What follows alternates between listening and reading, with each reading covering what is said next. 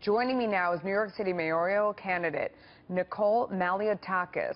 We also have political analyst Gina Loudon and Boston Herald columnist Adriana Cohen.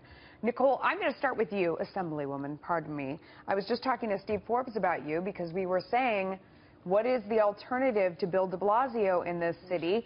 You know, he left as we were mourning this officer who was a mother of twins who were 12 years old. She was shot in cold blood, assassinated.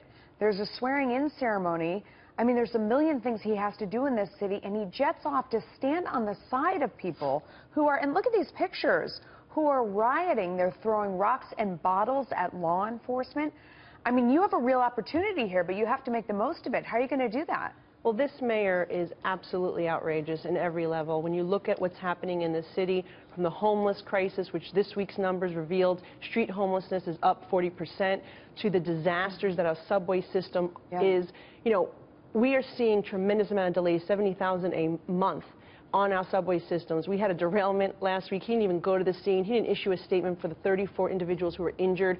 He just doesn't want to do his job. He's not managing the city. And then to go to Germany a day after one of our NYPD officers was brutally assassinated, and to skip the swearing-in ceremony for 524 officers who were coming in to put their life on the line for this city, to not even just go there and encourage them and to thank them and to mourn with them. Right. So, a department that has suffered so much. Yeah. This is outrageous what he's doing, and it's unconscionable. I think people are very upset in this city. I know people are very upset in this city, and they just can't believe what he's doing.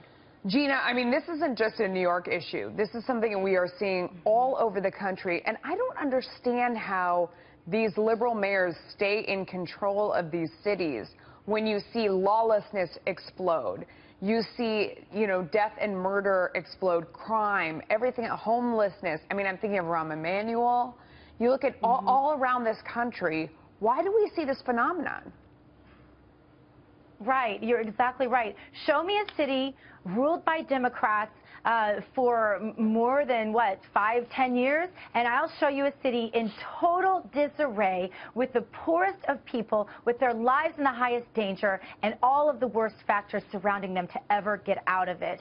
And, you know, here's the thing about this. At least he's honest. He was invited by socialists. He is a socialist. He's an admitted socialist. He's going there to be a socialist. He's anti-cop.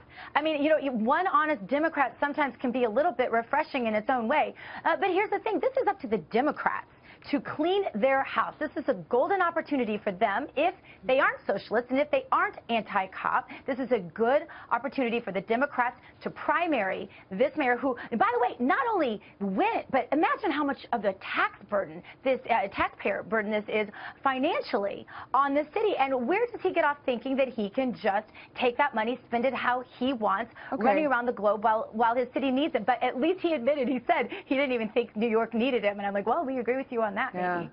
Adriana, I don't understand. I mean, I just don't understand the math of how this works.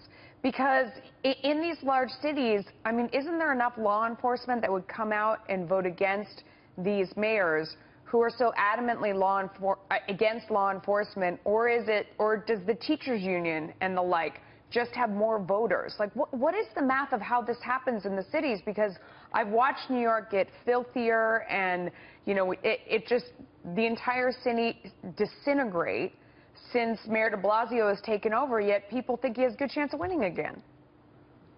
I know. It's just, it's really, it's hard to just wrap your head around it because, you know, Nicole brought up a really great point. I mean, the homelessness problem in New York has skyrocketed. I mean, Mayor de Blasio should be in his own city fixing the serious homelessness problem on his streets, not to mention the war on cops that has been going on.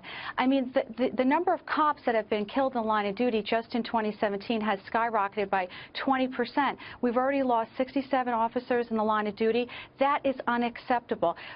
Mayor de Blasio belongs back in New York, focused on the safety of our heroes in blue, not jetting off to aggrandize himself and advance his own political career on the backs of our men and women in blue. I mean, it's just a disgrace, and I hope that voters really vote differently come the next election. Or he should take the New York Post's advice and just stay. I mean, he doesn't need to come back. He can stay where he is. Nicole, this is a golden opportunity for you. Get out there and make the most of it. It's up to you to really make the most of what's going going on here. We got to go, though. We've got a break coming up. Thank you.